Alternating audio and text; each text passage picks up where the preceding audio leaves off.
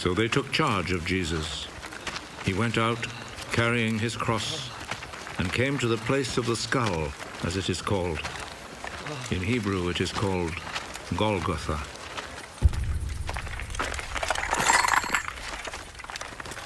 There they crucified him, and they also crucified 2 other men, one on each side, with Jesus between them.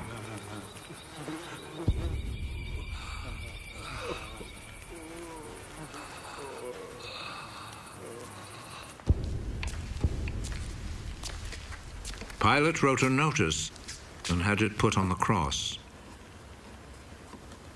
Jesus of Nazareth, the King of the Jews, is what he wrote.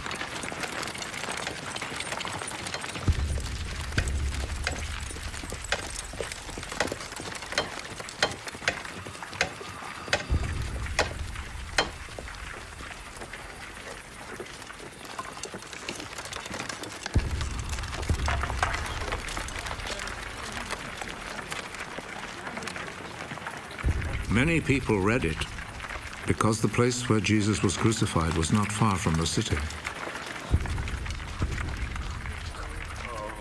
The notice was written in Hebrew, Latin, and Greek. The chief priest said to Pilate, "Do not write the King of the Jews, but rather..." This man said, "I am the King of the Jews."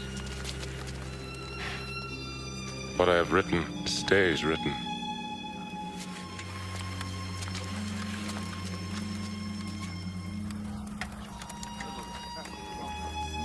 After the soldiers had crucified Jesus, they took his clothes and divided them into 4 parts, 1 part for each soldier. They also took the robe, which was made of 1 piece of woven cloth without any seams in it. The soldiers said to one another, "Let's not tear it. Let's throw dice to see who will get it." This happened in order to make the scripture come true. They divided my clothes among themselves and gambled for my robe. And this is what the soldiers did. Standing close to Jesus' cross were his mother's sister, Mary, the wife of Clopas, and Mary Magdalene. Jesus saw his mother and the disciple he loved standing there. "He is your son." Then he said to the disciple, "She is your mother." From that time, the disciple took her to live in his home. Jesus knew that by now everything had been completed. And in order to make the scripture come true, he said,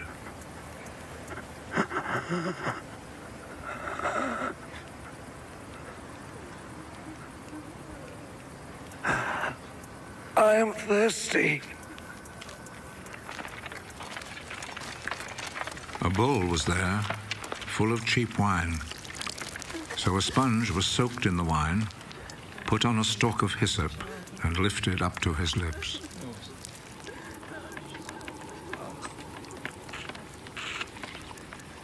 Jesus drank the wine.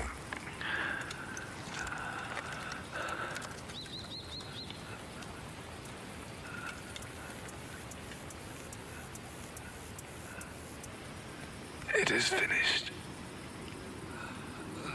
Then he bowed his head and gave up his spirit.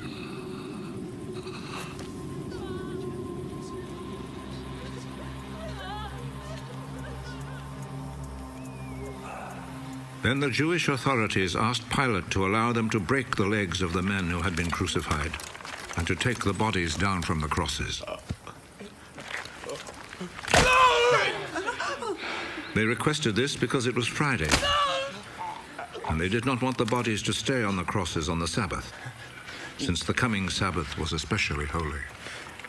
So the soldiers went and broke the legs of the first man, and then of the other man who had been crucified with Jesus. But when they came to Jesus, they saw that he was already dead, so they did not break his legs. One of the soldiers, however, plunged his spear into Jesus' side,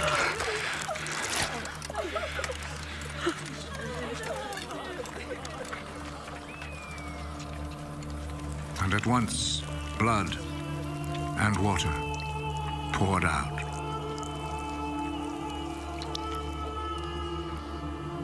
The one who saw this happen has spoken of it, so that you may also believe.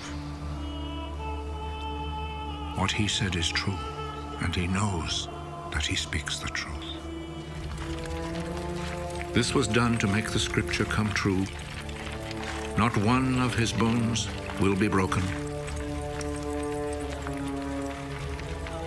And there is another scripture that says, people will look at him whom they pierced.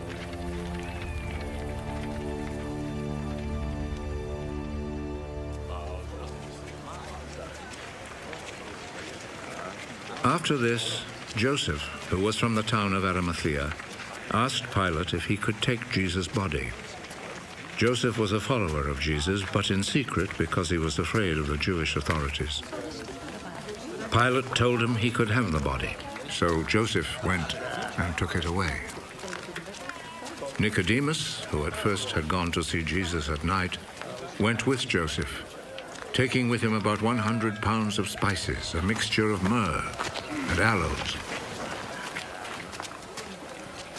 The two men took Jesus' body and wrapped it in linen cloths with the spices, according to the Jewish custom of preparing a body for burial. There was a garden in the place where Jesus had been put to death, and in it there was a new tomb where no one had ever been buried.